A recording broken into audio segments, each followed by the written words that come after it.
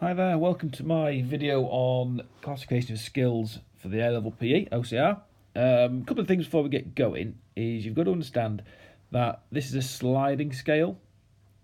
A lot of people think you've got to be at one end or the other. That's not true. It's a sliding continuum and skills can be placed anywhere in between from one extreme to the other.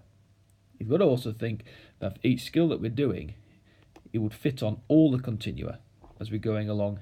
So just one skill, for example, a football pass, it will fit somewhere on the environmental, it will fit somewhere on the muscular involvement, pacing, difficulty, organisation and continuity. So it's quite a big piece of work, but hopefully you find this fairly straightforward. It's a nice place to start. If we take the first one, the environmental influences, we have an open skill and we have closed. Now you might have to excuse my handwriting on this, I'm just using my finger. So the environmental influences, if we look at open first, these are skills that are affected by the environment. For example, any team games. The environment is consistently changing and so movements have to be continually adapted. Therefore, skills are predominantly perceptual. Now, for examples of an open skill, might be any type of pass in a game. So if we maybe put football, I'm going to try not to do football too much. Okay. And then on the far side, we've got the closed skill.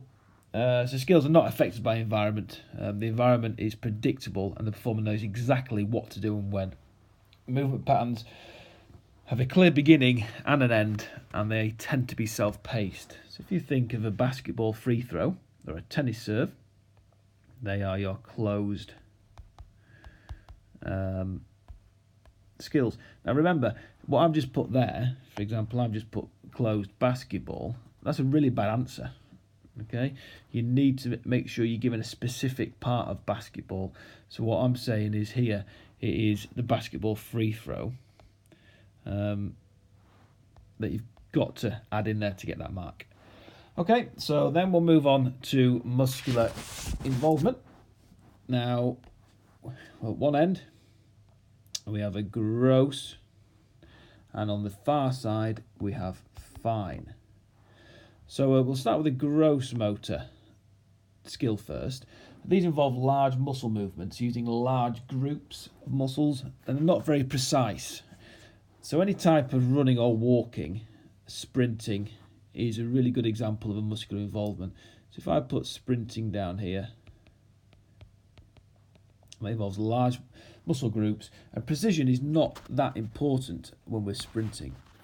If we come over to the fine motor skills, these are more intricate movements using small muscle groups, and precision is absolutely key, and lots of hand-eye coordination. Now we're going to put snooker in here. Now I'm not convinced snooker's a sport, but I don't want to get into a discussion on this. So again, if you think the gross and the fine is your muscular involvement, remember that you can place these skills anywhere in here. So it doesn't have to be, this is a real extreme example of a gross skill, which is sprinting, and this is an extreme one of snooker. There's a cricket example in there for when you're bowling spin. Okay, so we'll move on to pacing. At one extreme, we have the externally paced, and then over here we have the internally paced skills. So we start with the externally paced then. The environment controls the rate of how we perform this skill. The performer must pay attention to external events in order to control the rate of movement. These skills involve reactions and are usually open skills. So if you think of anything, again, a ball game's a really good example.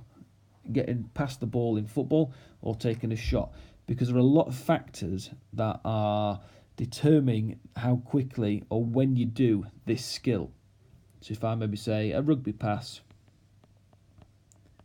in open play, that's a really good example of an externally paced, because when you get that ball, you're potentially going to get tackled, and that is out of your control because it's externally paced. Remember, I wouldn't get a mark for just putting rugby. It's got to be a rugby pass. Be really specific with your examples. Moving on to the internally paced skills. The performer controls the rate at which the skill is executed, and these skills are usually closed. So if we think of a javelin throw, if you just think how that works, that the javelin throw will throw it when they're ready. There is nothing stopping them to doing it quickly or slowly. They might have a slight time frame to do it within the laws of the game or the event, but generally they'll take that throw when they're ready. So it's internally paced. Okay, then we're moving on to difficulty. At one end we have a complex, and on the other side we have simple. So we'll start with the complex skills. These involve many decisions and judgments. They're complicated and are practiced in training repeatedly to make it easier for the performer to replicate in a competition. So if you think of a tennis serve or a somersault, they are very complex in their delivery. So if I put tennis serve, there are lots of things to process, lots of decisions to be made, what spin you want to put on it, where your opponent is stood, and a lot of practice is needed to try and get that skill in a high efficiency state. Now, if we're moving on to a simple skill, these are straightforward with very few judgments and decisions to be made. They also require little concentration and cognitive ability. Again, if we come back to maybe swimming or sprinting, these are very simple skills that don't require much thought, and we just get on with the running. Again, keep in your mind, this is a sliding continuum. Okay, you don't have to have something just here. Then we move on to organisation. At one end of the spectrum, we have high, and obviously on the far side, we have got low. So let's start with high organisational skills. They have many subroutines. Now remember what a subroutine is. They're the separate elements that make up a skill. For example, striking a hockey ball involves the grip, the back swing, the back lift, the forward swing, the strike and the follow through. So if you had to break down a skill, the skill is broken down into subroutines, the little parts, the building blocks to the overall skill. So make sure you've got that somewhere. So high organisational skill, many subroutines, they're closely linked together to make the skill, and they can't be broken down and practiced. So if you think of a golf swing, I'm just going to put the golf swing there. It's really difficult to teach the golf swing in separate subroutines. It's better taught as a whole, and we'll come on to practice a bit later on. But the golf swing is a really good example of a high organisational skill. On the far end of the spectrum, you could look at a low organisational skill. It's very easy and uncomplicated. Moves such as riding a bike, and the skills that make it are usually discrete and might be practiced separately to make the technique better. So if you think about the subroutines, are really easy to separate. So if I just write up here sub-R, the subroutines, this is probably the difference between a high and a low organisational skill. Okay, this one, they're very closely put together, all the subroutines, very difficult to break it all down. On the far side, you've got a low organisational skill where the subroutines, it's pretty easy to break the subroutines down and practice them in isolation. So if I give you an example of a low organisational skill, if you think about breaststroke in swimming,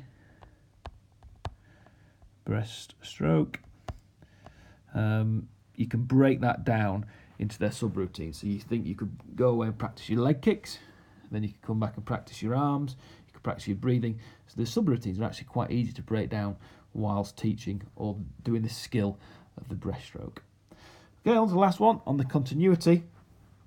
The next one's a little bit different because there are 3 sections to it. Okay, so we start off with our discrete skill. These skills are brief, they're well-defined actions that have clear beginnings and ends. They are single specific skills. So a hockey flick is a good example of a discrete skill. We know exactly where that starts and we know exactly where it finishes. Okay, so that's a discrete skill. Moving on, we'll have a serial skill. Over on the far side, skills that are a group of discrete skills strung together to make a new complex movement. So if you think of the sequence of a triple jump, it's a really good example of a serial skill. You've got the hop, the skip and the jump, and you add them all together to make a series of skills that will give you the overall triple jump. So the hop, the skip and the jump are the parts that make up the whole sequence of that skill. And then if we stick in down at the bottom here, the continuous, sorry about the handwriting, the continuous skills have no obvious beginning or end. The end of one cycle movement is the beginning of the next. The best example I can give you this is cycling or running. Where does it start? Where does it end? It's very difficult to work out where that skill starts and finishes. Right, so what I'm going to do now is I'm going to try and move you on a page. Okay, so now I've explained all of them, I'm going to set you a little task now. So you're going to press pause. We'll hopefully be pressing pause all the way through this and just trying to get your mind around things. What I'd like to do is I'm going to give you 3 examples, and I would like you to place the skill that I give you on each of the continuums. Now, I don't want to keep harping on about it, but remember, this is sliding, okay? It doesn't have to be one extreme or the other. So the 3 skills I'd like you to have a go at placing on here is the netball pass, the forward roll, and the triple jump. So what I'd like to do now is just pause this, and then I'm going to talk you through one example and see if you can get that. Okay? Okay, so look at the answers for the netball pass. First of all, we look at the open and the close continuum. Now again, the netball pass, there'll be a lot of things that influence the movement and the that could influence that pass. So you've got your teammates, you maybe have the wind, you could have the floor, sports or floor could be slightly slippy. So I'm going to put this as a fairly open. The pass, muscular involvement, it is a gross motor skill. Lots of muscles are involved. Precision isn't quite as important, but you could maybe argue that the fine motor skills in the fingers to try and maybe get that little bit of dip or power on your pass. But I would maybe place it around here as a gross motor skill. It is externally paced. It's an open, it's a game. Remember we talked about most game-based activities are externally paced. The opposition there are trying to get the ball off you. You've got to do it, maybe not at your pace if you're going to get closed down by one of the defenders. Difficulty, I think this netball pass is a fairly simple skill, but I wouldn't have it right down here, maybe somewhere in the middle. There is not a right lot to think about whilst doing a netball pass if you think about the skill in itself. Subroutine, so organisational. Again, I think we can break this down into different elements and practice them in different parts. You can maybe practice their footwork followed by their arms. So I'd maybe have it as a fairly low organisational skill. Continuity, there is a definite start, so I'd have it as it's a discrete skill. And I probably wouldn't say it's continuous because you can break this down. There is a definite end and a start to a netball pass. Right, I'm going to leave you here, and I want you to have a go at now going through the forward roll and the triple jump, but I'm not going to talk you through it. All right, I hope you found this useful. Thanks.